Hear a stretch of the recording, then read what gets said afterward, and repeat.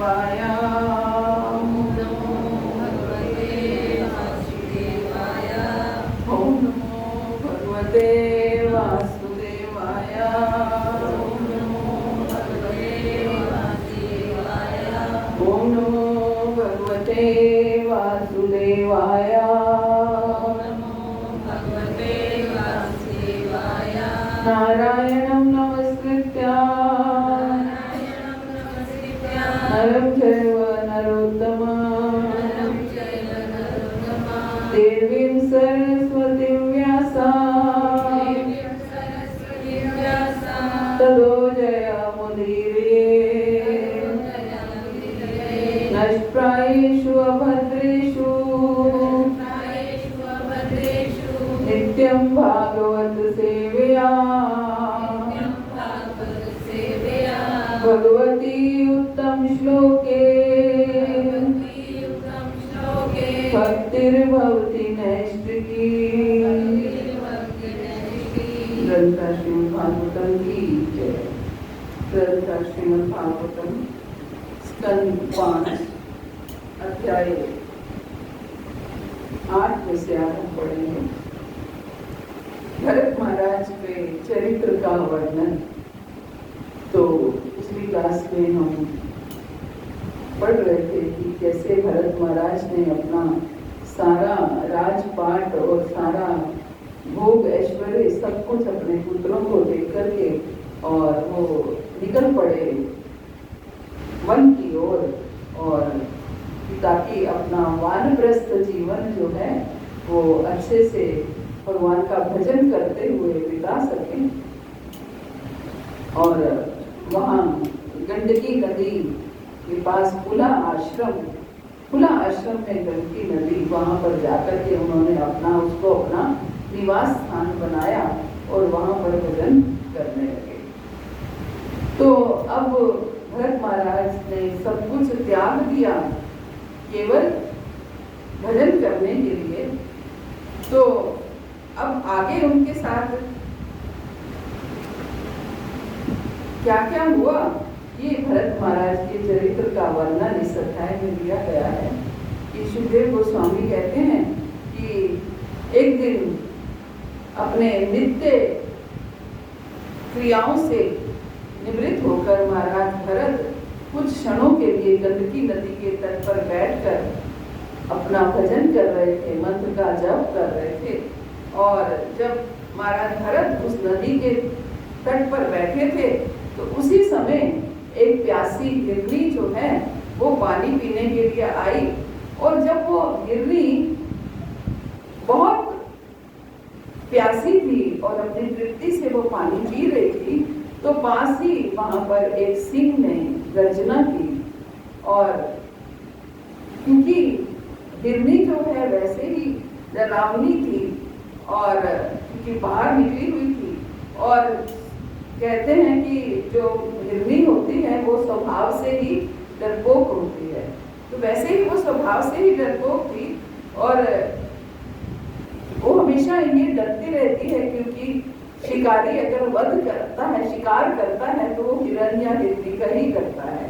तो इसी वजह से वो थोड़ी भयभीत थी और लगातार वो शंका की दृष्टि से देख भी रही थी कि कोई मेरा वध ना कर दे, कहीं मैं मारी ना जाऊं। तो जब उसने सिंह की दहाड़ सुनी तो बड़ी विचलित हो गई और बड़ी चौकन्नी दृष्टि से इधर उधर देखकर, वो अभी जल पी करके पूरी तरह तृप्त हुई ही थी कि उसने सिंह की दहाड़ सुनी, तो डर के मारे उसने नदी पार करने के लिए छलांग लगा दी। तो जो हिरनी थी, जो मृगी थी, वो गर्भवती थी, गर्भिणी थी, और जब डर के मारे वो कूदी तो उसके गर्भ से उसका शिशु जो है, उसका बच्चा जो है, वो उसके गर्भ से निकल करके नदी के बहते जल में गिर गया। तो अपने झुंड से अलग होने और एक तरह से गर्भपात से दुखी होकर के जो हिरनी थी वो नदी को पार करके बड़ी भयभीत हुई और एक गुफा में जाकर के गिर करके वहां मर गई। और नदी के तट पर बैठे हुए महाराज राजा भरत, जो कि अब वानप्रस्थी हो गए थे, वहां पर ये सारा दृश्य देख रहे थे। और मां से बिछड़े बच्चे को उन्होंने नदी में उतरते हुए देखा और ये देख करके उन्हें बड़ी दया आई और उन्होंने एक विश्वास पात्र मित्र की तरह उन्हें एक छोटे बच्चे को, नन्हे शावक को लहरों से, उस नदी की लहरों से निकाल लिया और कि बिन माँ का बच्चा है, मातृहीन है, जान करके उसे आश्रम में ले आए।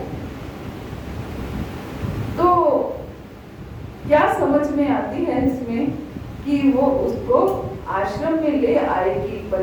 हिरनी जो है वो बच्चे को छोड़ करके, बच्चे को एक तरह से गर्भपात कह लीजिए या बच्चे का डिलीवर करके वो उसकी मृत्यु हो गई, तो बच्चा जो है पानी में गिर गया। तो भरत महाराज ने उनको उठा लिया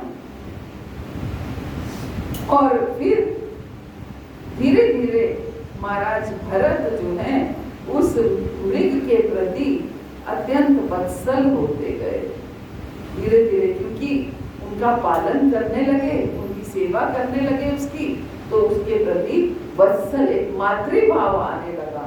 वो घास खिला खिला के उनका पालन करने लगे और बाघ और अन्य जो हिंसक पशु थे उनके आक्रमण से उनकी सुरक्षा के प्रति वो हमेशा सतर्क रहते थे। और जब उसे वो खुजली होती तो उसको सहलाते और उसे आराम पहुंचाने की स्थिति में रखने का प्रयास करते।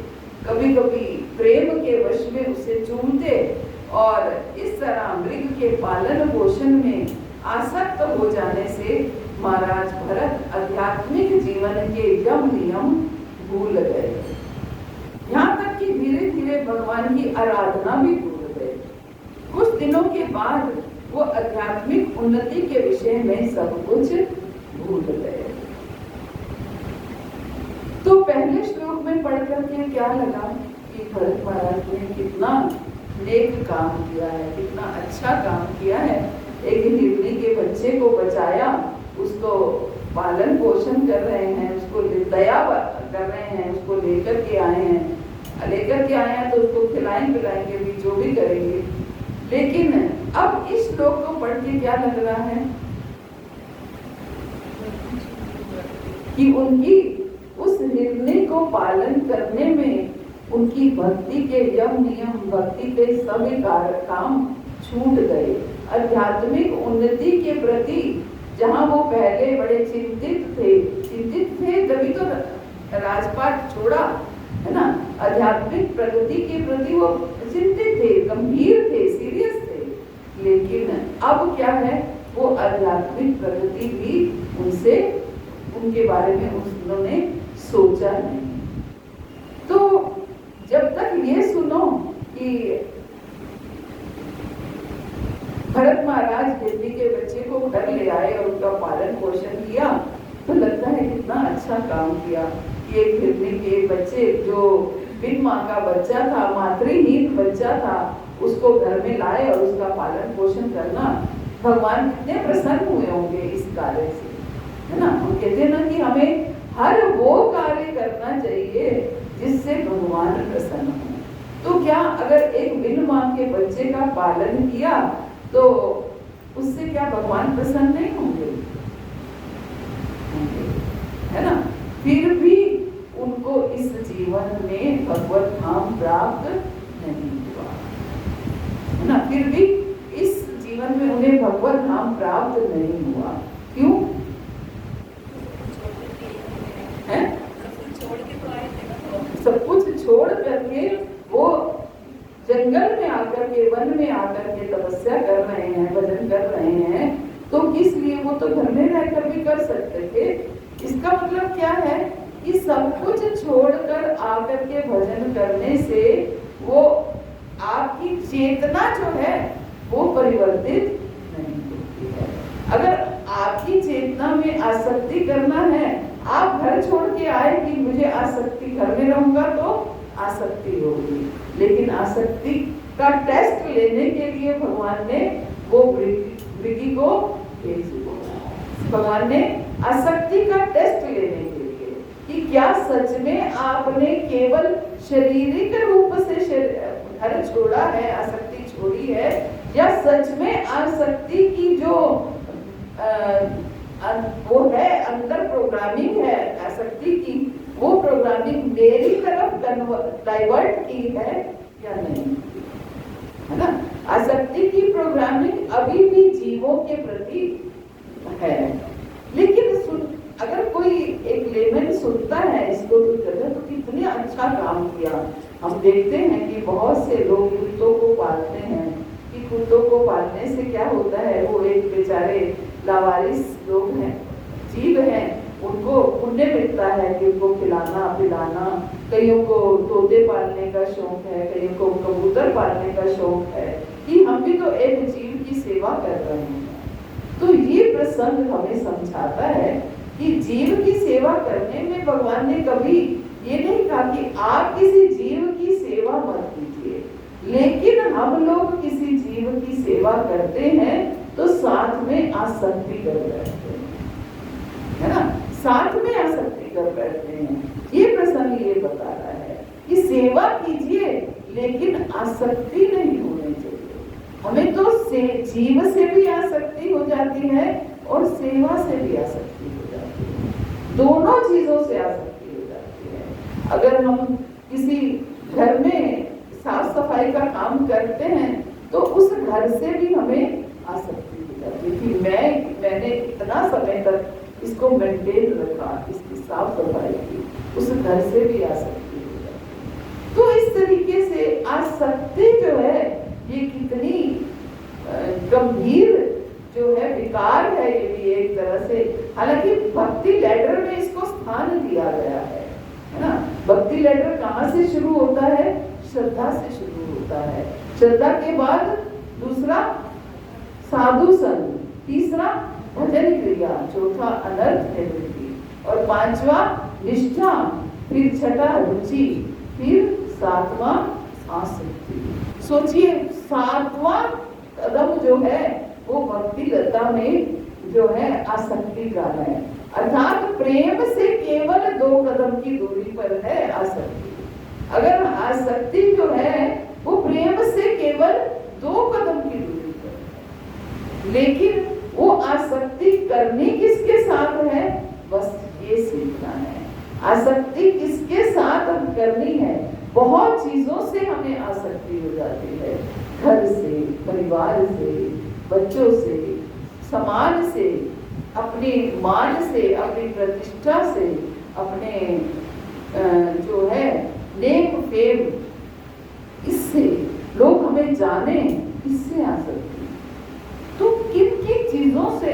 अपने पद से आसक्ति, अपनी नौकरी से आसक्ति, अपने बिजनेस से आसक्ति, हर चीज से, हर वो चीज जो हमारे इर्द गिर्द है और उनको हमने अपनी थोड़ा सा समय देख करके पोषित किया है, उससे हमें आसक्ति होती है। चाहे वो हमारा शरीर हो, शरीर को भी हम शरीर की सेवा करते हैं तो शरीर को पोषित करते हैं तो शरीर से आसक्ति, परिवार की सेवा करते हैं, परिवार को पोषित करते हैं तो परिवार से आसक्ति, कुत्ते की सेवा करते हैं, कुत्ते को पोषित करते हैं तो कुत्ते से आसक्ति, है ना।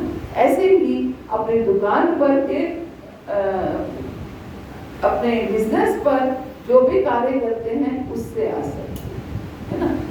पेड़ पौधे लगाते हैं, पेड़ पौधों को पोषित करते हैं तो उससे आसक्ति। उस दिन हम लोग घर शिफ्ट कर रहे थे तो प्रभु, हम स्कूल के पास से निकले तो प्रभु जी बोले कि ये स्कूल में मैंने बहुत सारे प्लांट्स लगाए थे और अब ये फूल देने लगे हैं और अब हम यहाँ से जा रहे हैं।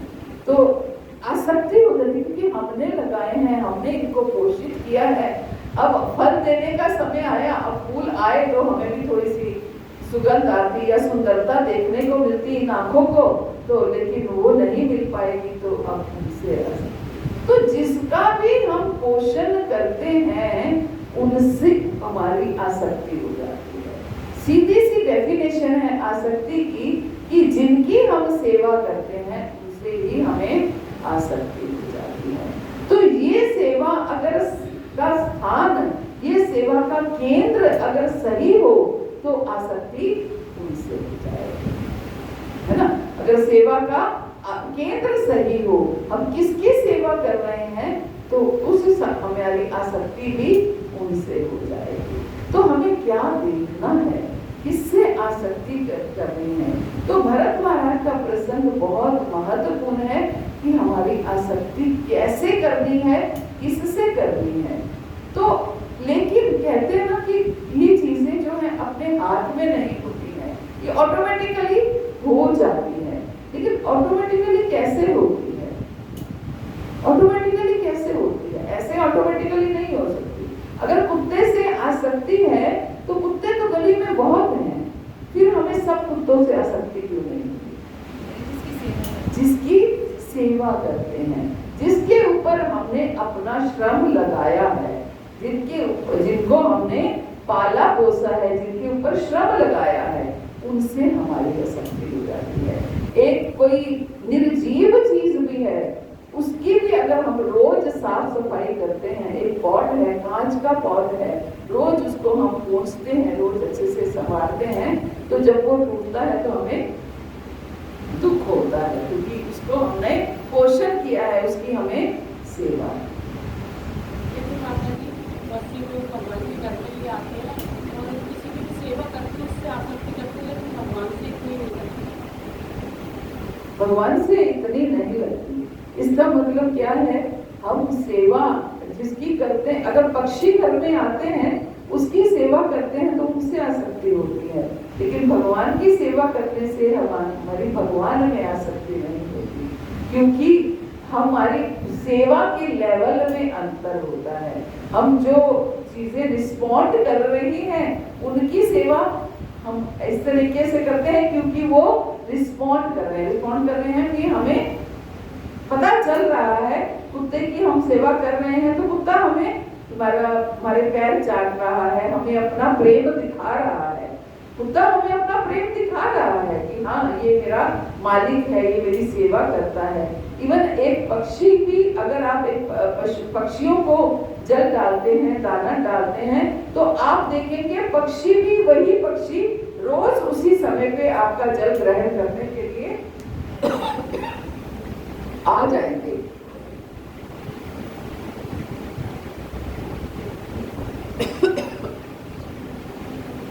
लेकिन भगवान रिस्पॉन्ड नहीं करते हैं, इसलिए हमें भगवान से आसक्ति नहीं होती है। लेकिन हम ये भूल जाते हैं कि भगवान भी रिस्पॉन्ड करते हैं, भगवान भी हमें अपना प्रेम दिखाते हैं। भगवान ने भगवद गीता में बोला है, ये यथा मां प्रपद्यन्ते दासदेव नाम्यम् मम तन्मानुवर्तन्ते मनुष्या पार्थ सर्वशः। जो जिस भाव से मेरे पास आता है उस भाव से मैं उसे ग्रहण करता हूं। जो जिस भाव से मेरे, अगर हम भगवान से प्रेम करने के लिए उनकी सेवा करेंगे तो भगवान अवश्य हमें रिस्पॉन्ड करेंगे और करते हैं। वो बात अलग है कि वो धीरे धीरे हमें समझ में, पहले हमें समझ में नहीं आता, धीरे धीरे हमें समझ में आने लगता है। लेकिन अगर हम खुद ही ये महसूस कर रहे हैं कि भगवान से आसक्ति नहीं होती तो फिर भगवान भी कैसे रिस्पॉन्ड करेंगे।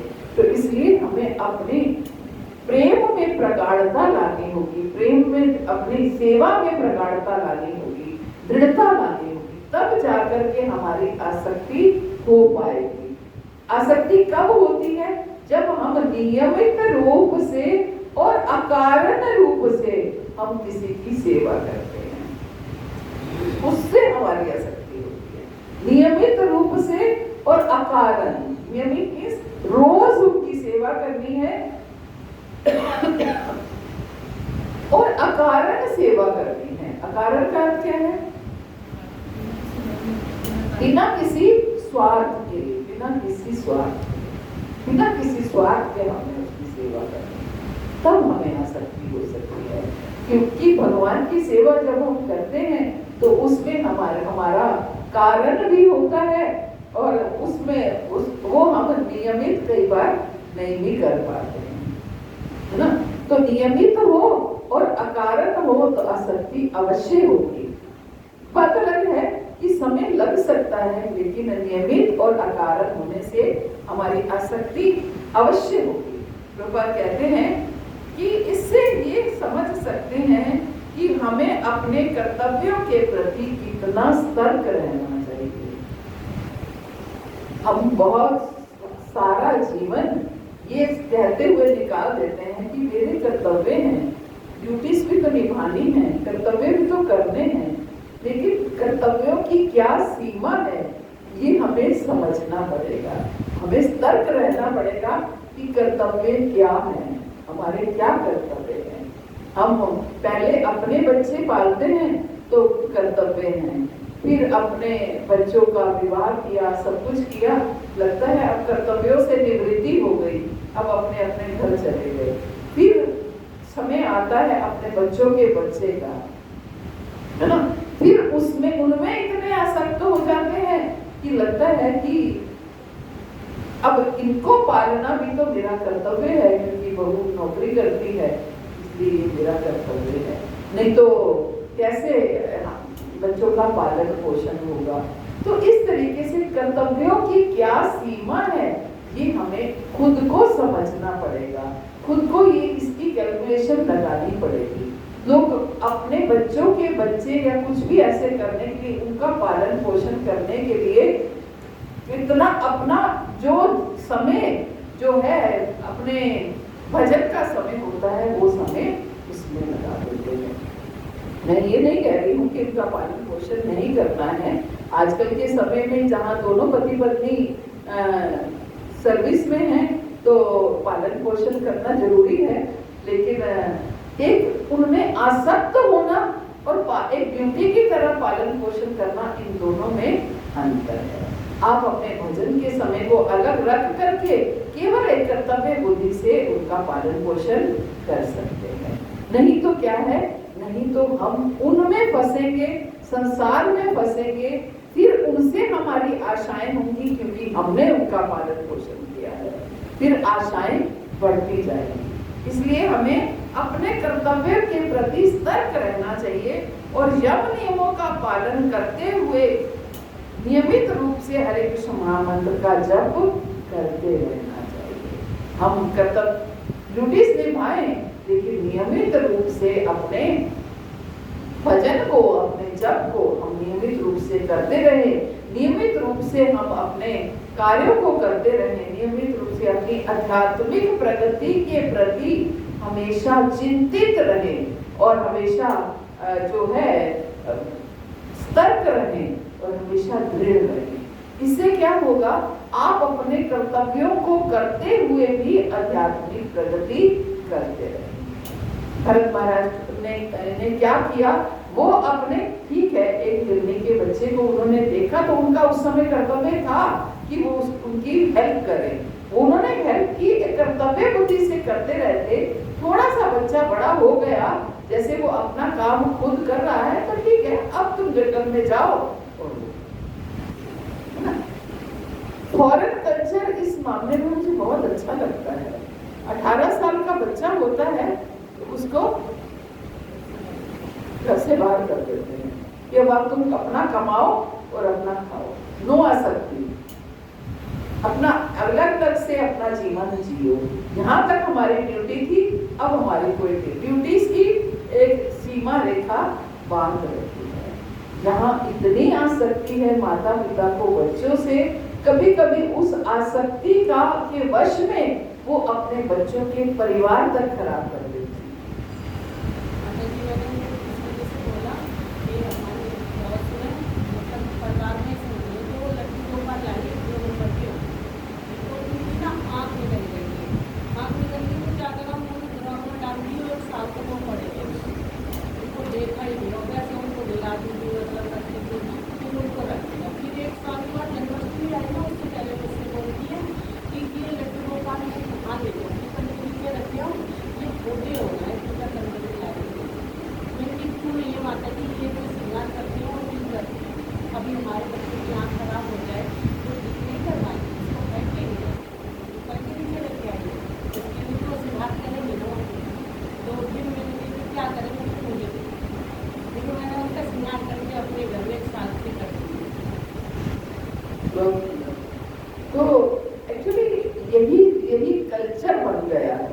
कि थोड़ा सा खंडित हो और उसको हमने साइड पे कर देना है। माता जी तो नहीं, हमें ऐसे गोपाल की सेवा नहीं करनी है और केवल भजन करना है, क्योंकि ये तब होता है जब भजन नहीं हो रहा है, नाम जप नहीं हो रहा है, केवल विग्रह सेवा हो रही है। इसलिए गुरु महाराज हमेशा कहते हैं पहले नाम जप करो, पहले भजन करो, फिर विग्रह सेवा। हम लोग उल्टा चलते हैं, पहले विग्रह सेवा शुरू कर देते हैं, फिर नाम जप करते हैं। तो यही कारण है। तो इस तरीके से हमें कैसे बचना है आसक्ति से, इसको हम अगली क्लास में चर्चा करेंगे। हरे कृष्णा। श्री गुरुपाद की जय, गुरु महाराज की जय। आज समय कम मिला, तो किसी का कोई प्रश्न हो तो दे सकते हैं। माता जी वो ना कुत्ते को लाए, मैंने अपने कुत्ते की सेवा करता हूँ, मैं बता इसमें मतलब ये टेस्ट भी ले भरत महाराज का अगर भगवान टेस्ट भी ले लेते तो फिर अगर वो ना उसको उठाते ना उसकी सेवा करते तो फिर भी तो फेल होते कि भाई हाँ, नहीं, टेस्ट नहीं लेते हैं भगवान कभी भी, लेकिन भगवान कोई ना कोई क्राइटेरिया तो रखते हैं ना कि ये जीव अब मेरे धाम में आने लायक बन गया है ना। अगर वो नहीं उठाते, हाँ हो सकता है तब भी वो फेल हो जाते, लेकिन उठा करके सेवा करो, लेकिन आशा सुनी। ये नहीं कि आप से क्या कहा है, सेवा के चक्कर में उन्होंने अपने उनको चूमना, चाटना, उनको प्रेम करना, अपने यम नियम, अपना नित्य नियम, अपना सब कुछ त्याग दिया और अपनी भक्ति की में, आध्यात्मिक उन्नति में कैसे प्रगति करनी है इसकी तरफ उनकी गंभीरता समाप्त हो। ये सीखना है। हाँ, आध्यात्मिक प्रगति के लिए गंभीर रहें, साथ साथ कुछ भी करें, उसे भी भगवान वृद्ध की हिरण्य की सेवा वो भगवान की सेवा समझ करके करते और साथ में भजन करते। हरे कृष्ण। श्री गुरुपाद की जय, गुरु महाराज की जय। नाम पावे देव वैष्णव देव नमो। अनंत कोटि वैष्णव की जय। श्री गुरुपाद की जय।